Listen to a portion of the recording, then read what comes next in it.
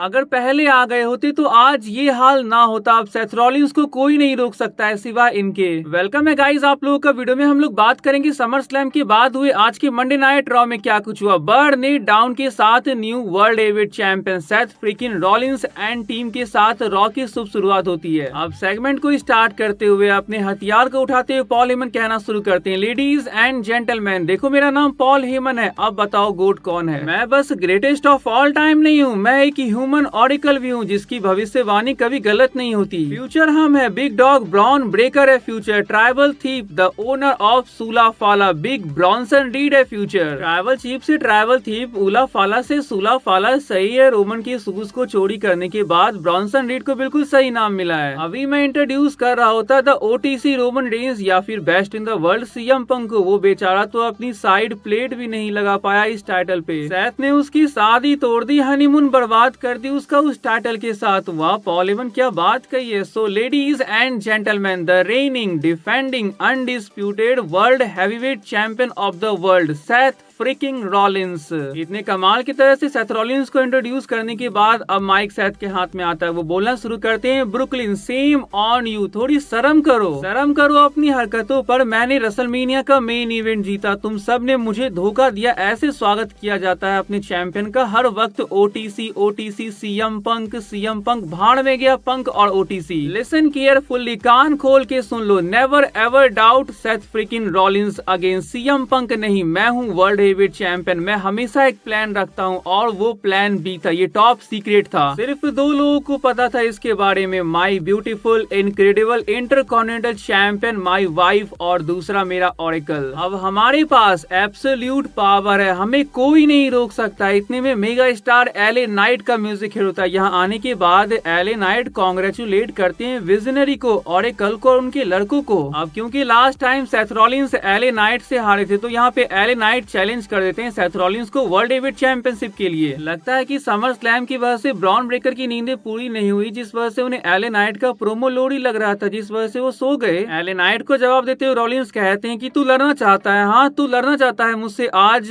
मैं नहीं चाहता हूँ, चल निकल यहाँ से। तू क्या निकलेगा, छोड़ मैं ही निकल जाता हूँ। रुक जा। वहीं पे सेथ रॉलिंस बदमाश के सरदार एडम पियर्स ये कहते हुए यहाँ पे आते हैं, तू झूठा है सेथ रॉलिंस, तूने मुझसे झूठ कहा, इंजरी का नाटक बनाया, आज ये मैच होगा, दिस इज ऑफिशियल। एंड हाँ एक और चीज, तुम्हारे लड़के रिंग साइड से बैन होंगे। सुनने के बाद ब्रॉन ब्रेकर भड़क जाते हैं, लेकिन अब ये मैच कंफर्म हो चुका था आज के मेन इवेंट के लिए। क्या एले नाइट दूसरी बार सेथ रॉलिंस को हरा के वर्ल्ड हेवीवेट चैंपियन बन पाते? इसके लिए गाइस हमें मेन इवेंट देखना होगा। तो चलिए बात करते हैं हमारे मेन इवेंट के बारे में, जो कि LA Knight versus Seth Rollins का मैच था। अब ये मैच स्टार्ट होता है, दोनों सुपरस्टार्स मैच में तब तक अच्छी तरह से फाइट कर रहे होते हैं जब तक ये सीन नहीं आ जाता है। रिंग साइड प्रोटेक्शन पैड को हटाते हुए हार्ड एरिया पर सेथ रॉलिंस एले नाइट को स्टॉर्म करने के लिए जाते हैं, लेकिन इतने में सीएम पंक अटैक कर देते हैं उनके ऊपर। मैच खत्म हो चुका था, सीएम पंक की वजह से एले नाइट हार गए थे, लेकिन सीएम पंक को इससे कोई फर्क नहीं पड़ता है, बस उन्हें सेथ रॉलिंस को मारना था। अब चूंकि मैच खत्म हो चुका था तो ब्रॉन्सन रीड और ब्रॉन ब्रेकर यहाँ पे आ सकते थे, उनके आने के साथ ही वो अटैक कर देते हैं सीएम पंक और एले नाइट के ऊपर। सेथ रॉलिंस के सबसे पहले एले नाइट, इसके बाद सीएम पंक को स्टॉम्प लगाने के बाद अब लगा कि यहाँ पे मंडे नाइट रॉ खत्म होने वाला है। सेथ रॉलिंस एंड टीम यहाँ से जाने लगती है। वो ट्रेडमार्क और कॉपीराइट वाला लोगो भी यहाँ पे आ चुका था स्क्रीन पे। इतने में ओटीसी रोमन रेंज का म्यूजिक हिट होता है और जरा यहाँ पॉल हेमन की शक्ल देखना अभी किस तरह से सीएम पंक का मजाक उड़ा रहे होते हैं। अब क्या हुआ, फट गई इन सबकी। सेथ रॉलिंस की तो धड़कनें तेज हो जाती है। ब्रॉन कहते हैं कुछ नहीं होगा सेथ, तू सांस लेते रहे, लंबा सांस ले। लेकिन ओटीसी ने हिलने का ये मौका नहीं देते। वो उड़ते हुए सुपरमैन पंच मारते हैं ब्रॉन्सन रीड को, ब्रॉन ब्रेकर को मारते हुए स्टील स्टेप पे फेंकते हैं। अब मार खाने की बारी थी इनकी नेता सेथ रॉलिंस की, लेकिन सेथ रॉलिंस यहाँ से भाग जाते हैं। ऐसे में पीछे से ब्रॉन्सन रीड और ब्रॉन ब्रेकर रोमन पे अटैक कर देते हैं। कम बैक करते हुए रोमन ब्रॉन्सन रीड और ब्रॉन ब्रेकर को ही तोड़ने लगते हैं। ऐसे में क्या होता है कि सेथ रॉलिंस पीछे से दौड़ते हुए आते हैं और रोमन रेंज को स्टॉम्प कर देते हैं। यही रोमन का मोमेंटम टूट जाता है। फिर सेथ और ब्रॉन्सन रीड रोमन को पकड़ लेते हैं। इसके बाद ब्रॉन ब्रेकर की ओर से हमें एक स्पीयर देखने को मिलता है उनके ऊपर। रोमन दर्द से चीख रहे होते हैं और ये दरिंदे उन पे तनिक भी रहम नहीं करते हैं, सांस लेने का भी टाइम नहीं देते हैं कि ब्रॉन्सन रीड की ओर से हमें बैक टू बैक 3 सुनामी देखने को मिलता है रोमन रेंज के ऊपर। अगर रोमन समर स्लैम में सेथ रॉलिंस के कैसिन को फेल करा देते तो आज उनका ये हाल देखने को नहीं मिलता।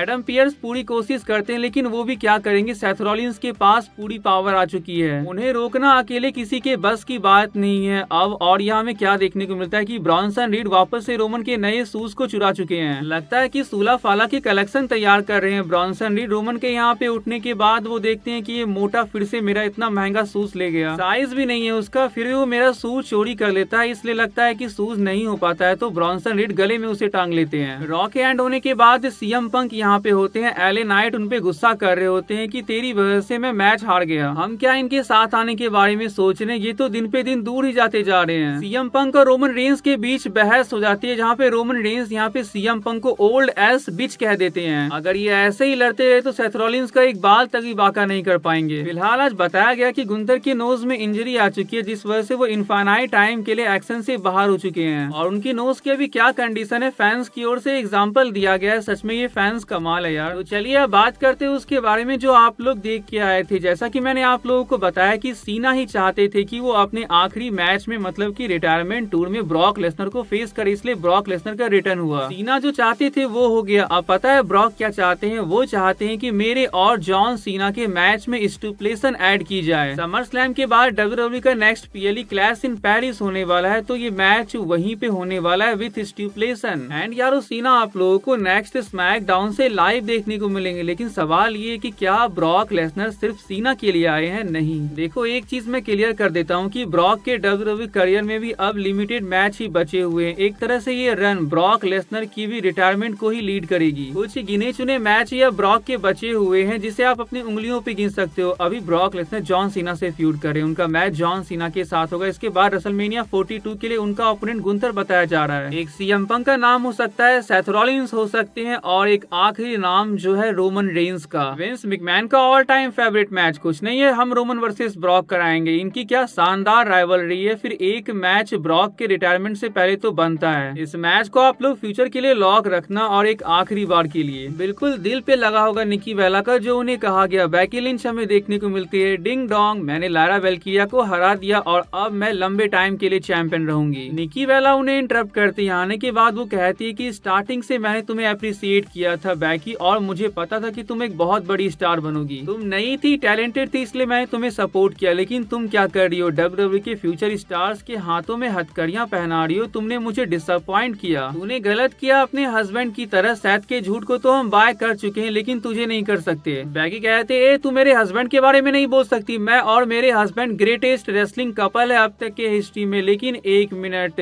तुम और तुम्हारे you can't see him any more, तुम उसे अब नहीं देख सकती। किसे? तो जॉन सीना को। ये क्या कह दिया बेकी ने। ये सुनने के बाद क्राउड तो पूरी तरह से यहाँ पे हैरान हो जाता है और होली सीट के चैंट लगने लगते हैं। इसके बाद निकी तुरंत चैलेंज कर देती है बेकी लिंच को इंटरकॉन्टिनेंटल चैंपियनशिप के लिए, लेकिन यहाँ पे क्या होता है कि बेकी लिंच उन्हें एक पंच मार के यहाँ से निकल जाती है। लेकिन आज जो इसके बाद मुझे तो नहीं लगता है कि निकी बेला उन्हें छोड़ने वाली है। बेकी ने जो रिंग में निकी के साथ किया वो नटालिया को बिल्कुल भी अच्छा नहीं लगता है। बैक स्टेज वो चैलेंज करती है उन्हें और बेकी यहाँ पे एक्सेप्ट करती है मैच को मैक्सिन डुप्री के साथ। मिलते हैं डार्लिंग नेक्स्ट वीक, ऐसा बेकी मैक्सिन से कहते हुए यहाँ से चली जाती है। यार तुम लोग मुझे बिग जी के तौर पे एक्सेप्ट क्यों नहीं कर रहे हो? अच्छा मैं समझ गया। ये कहते हुए ग्रेसन वॉलर वकालत करने पहुंच जाते हैं न्यू डे के लिए एडम पियर्स के पास कि उन्हें वर्ल्ड टैग टीम चैंपियनशिप का मौका दीजिए। पियर्स कहते हैं उन्हें ये अर्न करना होगा, उनकी फिक्र छोड़ो, क्यों ना तुम एक मैच में आज लड़ो पेंटा के अगेंस्ट। तो ग्रेसन वॉलर और पेंटा का मैच स्टार्ट होता है। मैच के बीच हमें क्या देखने को मिलता है कि न्यू डे यहाँ पे फाइनली आते हुए दिखाई देते हैं, लेकिन वो तो सिर्फ यहाँ बकवास करने के लिए आए थे। पेंटा वॉलर को हरा देते हैं। मैच के बाद न्यू डे चेक करने के लिए उन्हें जाते हैं कि बिग जी जिंदा है कि नहीं। इतने में पेंटा से उनकी बहस हो जाती है और पेंटा फिर उन्हें सबक सिखाते हैं। इसके बाद वो एक्जेवियर वुड के कैप को पहन लेते हैं और अपना फुट स्टेप करते हैं। Dominic Mysterio versus Dragon Lee का मैच हमें देखने को मिलता है। ये मैच बैक स्टेज एक आर्ग्यू की वजह से होता है। डोमिनिक के ड्रैगन ली के चैलेंज को एक्सेप्ट करने के बाद एजे स्टाइल्स यहाँ पे आ जाते हैं और वो डोमिनिक से कहते हैं कि वो टाइटल के लिए वापस आएंगे। तो ये मामला खत्म हो गया डोमिनिक, ये मत समझना। तो जब हमें ये मैच देखने को मिलता है तो यहाँ क्या होता है कि एल ग्रैंडे अमेरिकानो आ जाते हैं ड्रैगन ली को डिस्टर्ब करने के लिए। उनसे निपटने के बाद लास्ट वीक वाला लूचाडोर फिर से यहाँ पे आता है। ड्रैगन ली उसे भी मारते हैं, लेकिन यार यहाँ तो लूचाडोर की बारिश हो गई। एक और लूचाडोर हमें यहाँ देखने को मिलता है जिसकी वजह से ड्रैगन ली इस मैच को हार जाते हैं। डोमिनिक अपनी चैंपियनशिप को रिटेन करते हैं। मैच के बाद डोमिनिक अपने जूते को उतारते हुए ड्रैगन ली को मारने के लिए जाते हैं, लेकिन यहाँ पे एजे स्टाइल्स आते हैं, वो डोमिनिक को मार के यहाँ से भगाते हैं। अब लगता है कि एक बार फिर से AJ Styles versus Dominik Mysterio का मैच होने होने वाला है। रूसेव वर्सेस सेमस का मैच हमें देखने को मिलता है 1-on-1 विक्ट्री के बाद ये इनका थर्ड मैच था। रिंग साइड ये एक दूसरे से लड़ते रहते हैं रेफरी की परवाह ना किए बिना, जिस वजह से काउंट आउट हो जाता है, मैच खत्म होता है। इसके बाद एक ब्रॉल स्टार्ट हो जाती है। अब नई WWE tag team champion Charlotte Flair और एलेक्सा ब्लिस सामने से आ रही होती है और सेमस रूसेव यहाँ लड़ रहे होते हैं अभी भी। अब चैंपियंस के रिंग में आने के बाद यू डिजर्व इट के चैंट लग रहे होते हैं, तो शार्लेट कहती है कि ये पहली बार मैंने सुना, मेरे लिए 14 टाइम्स मैं चैंपियन बनी, लेकिन ये मैंने पहली बार सुना। वैसे एलेक्सा तुम कितनी बार चैंपियन बनी हो? एलेक्सा सोचने लगती है मैं रॉ, स्मैकडाउन। इतने में फॉर्मर चैंपियंस यहाँ पे आ जाते हैं और ऑब्वियसली यहाँ पे ये चैलेंज करने वाले थे। एक रीमैच हमें देखने को मिलता है। मैच का रिजल्ट क्या निकलता है? टाइटल रिटेन हो जाता है और ये तो होना ही था। अभी तो कहीं से भी ये टाइटल ड्रॉप नहीं करने वाली है। अब ना ही बेली तुम मेरी फ्रेंड हो और ना ही दुश्मन, ये कहते हुए लारा वेल्किरा यहाँ से चली जाती है। बेली अपसेट दिखाई देती है। तो गाइस ये थी आज की मंडे नाइट रॉ और हमारी ये वीडियो आप लोगों को अच्छी लगी तो चैनल को जो सब्सक्राइब कर लीजिएगा। मिलते हैं नेक्स्ट वीडियो में, तब तक के लिए bye and take care guys.